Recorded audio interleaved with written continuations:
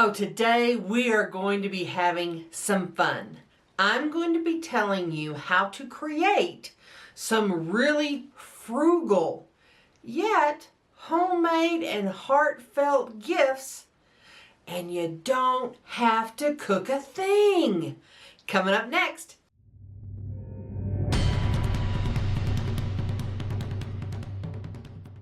Hi everybody, my name is Dee Burks and this is Retirement Rescue, where we talk about how to make money, save money, and create a great retirement.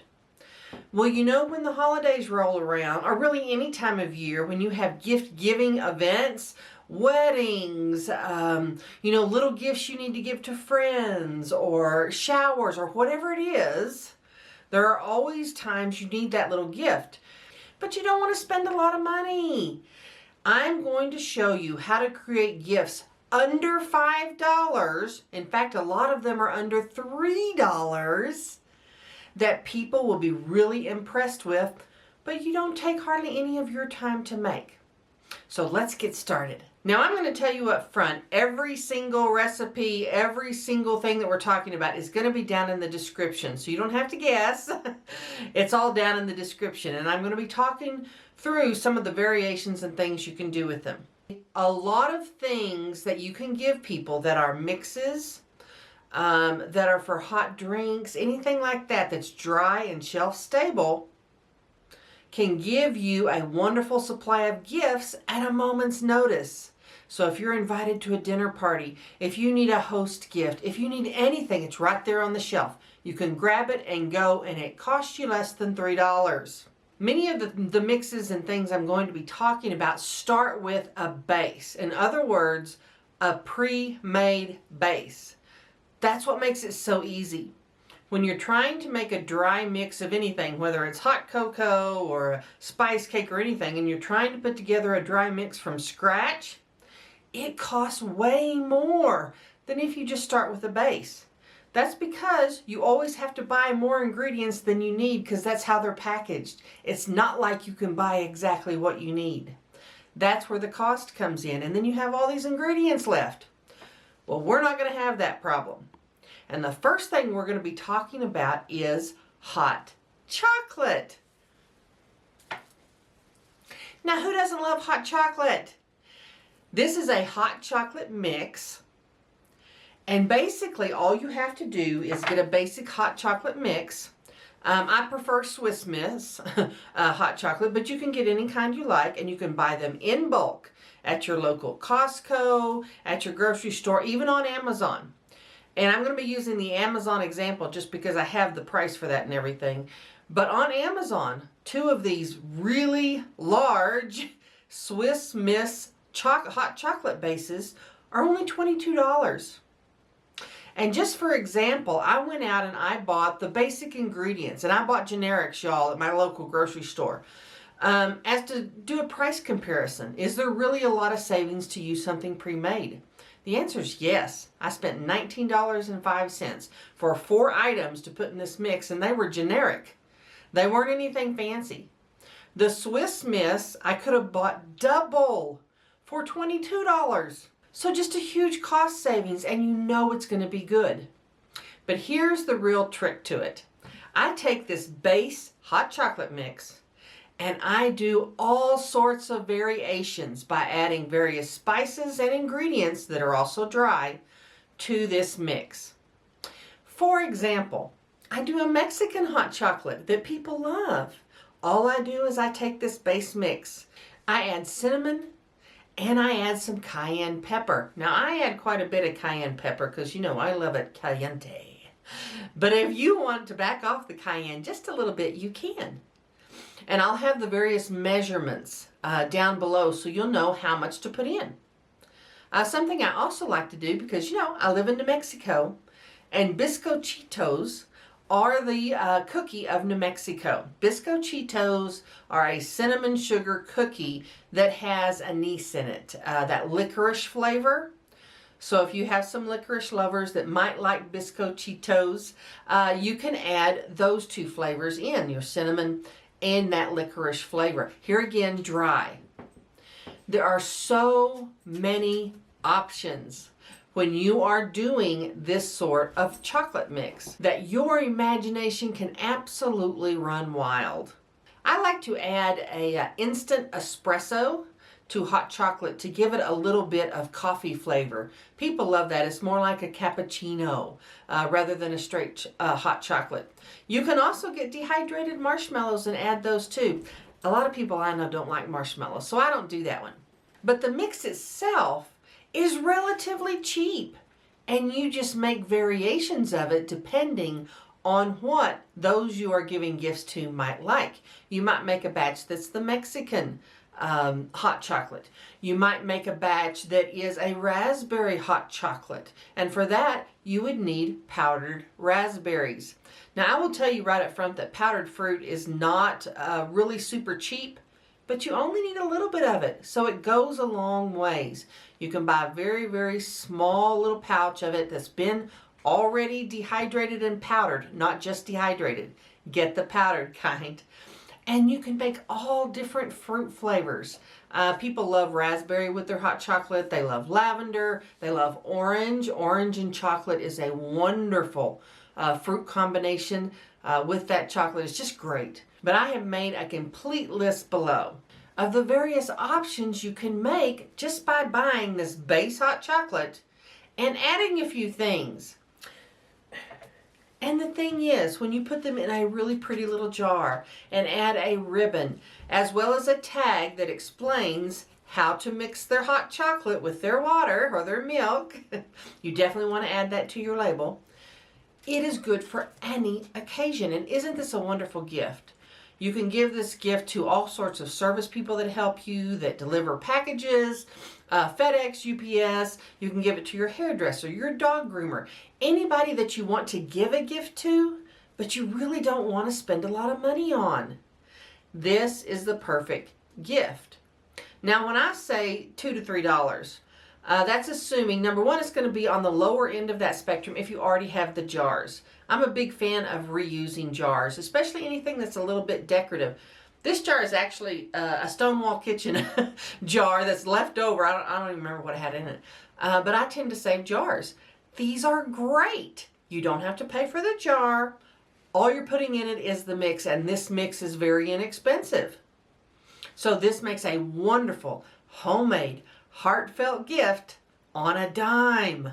But if you do have to buy jars, you know, of course I use mason jars all the time for this too. You can use the quilted jelly jars, the little bitty jars, just a whole variety to make them decorative and beautiful. And that's great too. The dollar stores everywhere have different types of jars that are empty. A lot of them are only 50 cents. So even if you have to buy the jars, it's not a big deal. It's not adding that much to what you already have invested. And here again, it's a wonderful, heartfelt gift. Now in this particular jar, I have a spiced tea or a wassail type mix. These are great. People love to use these, especially at the holidays, but during the winter, of course, to have a little bit of spiced tea that they can add to apple cider. You can add this to cranberry juice. It's wonderful with cranberry juice. You can take a whole jar and add it to a bottle of wine and have a mulled wine. So people love this. And for those of you who grew up in the 70s, your mom or aunt probably had the recipe for, quote, spiced tea. It involved Tang and Country Time lemonade mixes that you all put together with spices, and it made a huge batch, and it still does. I am going to include that recipe below just in case some of you would like to make that mix, but you can look online for spiced tea mixes or spiced mixes. There are tons of them. These are a little bit more expensive to make than the hot chocolate, believe it or not. But they make wonderful, wonderful gifts. And they're not that much more expensive. You're going to spend around $3 for this, maybe $4, depending on where you get your things. But I am going to leave this recipe below, but spiced teas make a wonderful mix. And here again, be sure to put the instructions on the label. I've got instructions listed below. And if you're using a prepared mix, like a prepared hot chocolate mix, just take the instructions off the back of their box and put that on your label. You can get really inexpensive labels of all kinds, whether they be Christmas labels or just generic labels at the dollar store. So use that and be cheap because any kind of ribbon you have, maybe leftover ribbon from something last year, you don't have to buy a lot. And here again, it always sits on your shelf to grab at the last second if you need a gift. Now this is another item that I love to give to people. A lot of people like things like pumpkin bread, apple cinnamon bread, banana bread, anything like that. They love those sorts of breads and cakes. Well, this is a really simple way to give them something they can make themselves, and it's already put together.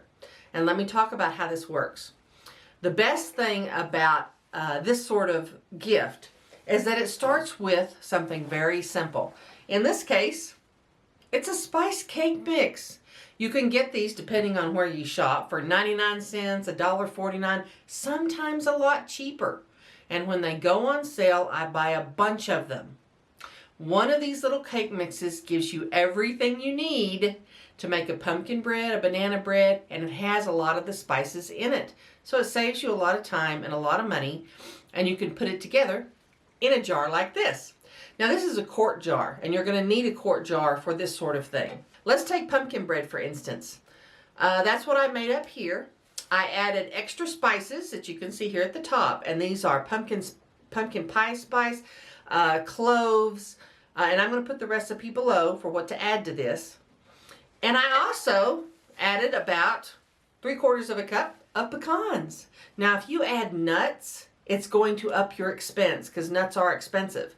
But you can make that choice for yourself. And I'm going to give you some instructions below that you can put on the label to give to someone. And a lot of times, if I know that person likes, for example, pumpkin bread, I'll include a can of pumpkin with this. And this is a really great gift. They can take it home, stir it up, pop it in the oven, and they have it fresh. And you didn't have to cook it. So I love this. And by the way, you can do the same thing with pancake mix. You can do all sorts of flavored pancakes. You can do all sorts of pancake mixes. You can just be really, really creative and deliver it in a jar ready to go. They don't have to buy the stuff.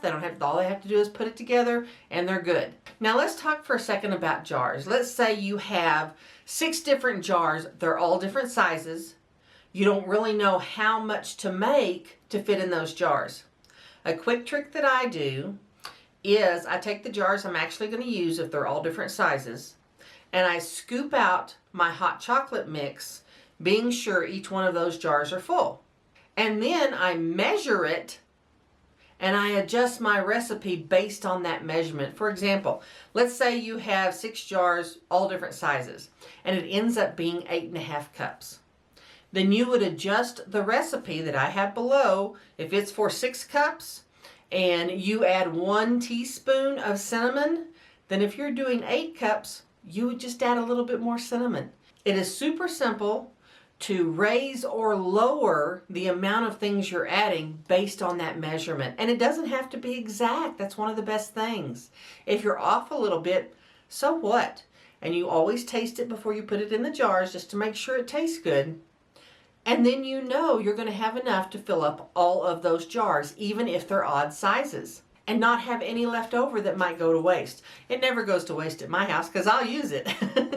But if that's your concern and your jars are all different sizes, that's a quick and easy trick to be sure you make enough product to fill all those jars. Now these are just a few really simple ideas.